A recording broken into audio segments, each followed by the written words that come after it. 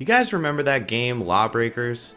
It was developed by Boss Key Games with Cliffy B heading it, you know, the guy who kind of is credited for making Gears of War the game that it is. It was a good game. It got good critical reception, but it couldn't compete. There was just too much in the market, oversaturated. It was trying to go up against things like Overwatch, which just wasn't going to happen. And ultimately, the game flopped, like really bad. Like, we're talking within weeks, there were dozens of people playing. And to rectify this, Cliffy B tried to jump on the PUBG sensation that was going around by launching a game called Radical Heights. And at the time, everyone was kind of rolling their eyes. They were saying, this is a desperate cash grab to try to make some money so the studio doesn't go under. And Cliffy B said, no, this is all part of the plan. We've been working on this for years. And Radical Heights was a colossal disaster, and Boss Key shut down, and Cliffy B effectively retired. So here we are. Nuclear winter for Fallout 76. Fuck yeah, we put a Battle Royale in Fallout 76. I'm gonna look at it, guys. I'm gonna look at it. I'm gonna let you know. Here's how I'm gonna do this. So there is a sale going on, I think, for at least one more day. The game's 50% off, and I'm looking at this as does Nuclear Winter make up enough content and enough fun for the cost of the admission? Because realistically, if you haven't bought the game yet, you're not going to buy it for what it has, with the exception of this new add-on Nuclear Winter. So is Nuclear Winter worth the cost of admission for Fallout 76? And at the time, it is 50% off that I'm recording this, so I am going to even say that the game is $30. That's how we're going to look at it. And yes, this is in beta. But here we go. And yes, that intro was kind of, is history going to repeat itself type of thing. Obviously, Bethesda won't close down. That's not what I'm saying. But you know what I'm getting at. All right, let's start. Let's start with some good stuff. The game doesn't look bad, but it doesn't look good either. That's something I want to say.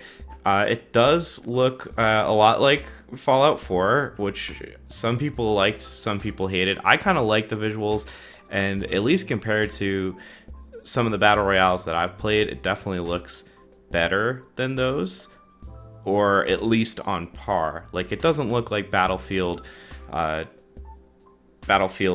weird Battle Royale that's also not doing very well, unfortunately. But it doesn't look bad either. I can't really knock it. It performs pretty poorly though. I have a GTX 1080 and 12 gigs of RAM, some other knickknacks in there, and it's not it hiccups a lot, and it's hard to tell if that's like the actual server tick, because my frame rates seem okay. And again, I'm on Ethernet here, so it's not my local performance. I think it has something to do with the servers. And again, this is in beta, so I'll wave my hand on that. The map is okay. It's not spectacular. It's not the biggest map that you'll play in, and it doesn't have a whole lot in the way of interaction. You're not going to be jumping through windows like you are in PUBG. You can do some light building, which is actually kind of appreciated.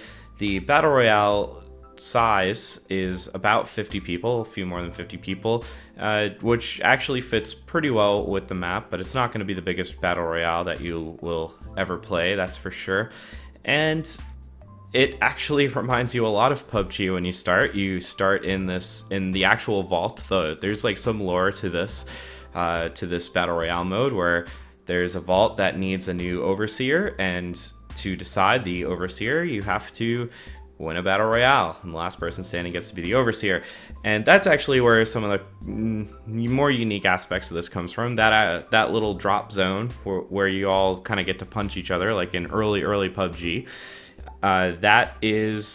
Has areas that are locked off based on your overseer level, and as you level up, you will gain access to new areas. So it's kind of cool if you see a straight up baller who has level 20 overseer gets to go in that room that you don't get to go into. And then we have mandatory squads again, this is beta, so that might change. And there's no drop. Like, you don't parachute in, which is interesting. I think this is one of the first Battle Royales where you don't drop in. You pick a point on the map, and you just spawn in there. Which is weird. But that, you know, I think that's something that they might actually somehow retcon, because that felt odd. It doesn't feel good. I used to not like dropping in personally, but this, like, now that I've seen the alternative, I would much rather drop in. There's definitely like a lot of meta that goes into dropping in, like a lot of mind games. And what's kind of cool about this is it integrates some elements of Fallout, Like, you have power armor. There are like enemies walking around, like ghouls, for example, that you can just find in the world and dispose of. And, you know, you're wearing your vault suits and stuff. And there is a light building system, which was in Fallout 4, and Fallout 76 pushed even harder. It's not Fortnite or anything, though. And it gets the job done. It's arcadey to the T. It's not tactical by any means. The interface is a little wonky. Look, you can tell I'm not super thrilled about this. It's okay. And this is kind of the problem. The fact that it's okay. And yes, it has Fallout elements, but is that really enough? Here's what I'll say. If you like the idea of the building in this game, you can have a much better building experience in Fortnite, which is free.